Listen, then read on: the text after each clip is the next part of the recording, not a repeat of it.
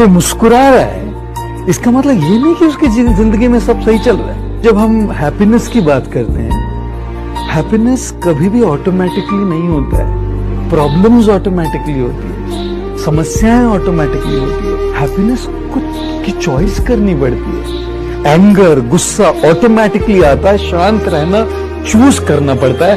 नफरत ऑटोमेटिकली होती है, प्यार चूज करना पड़ता है। नेगेटिविटी ऑटोमेटिकली होती है, पॉजिटिविटी चूज करनी पड़ती है। और ये चूज करने के लिए तो इंसान बना है।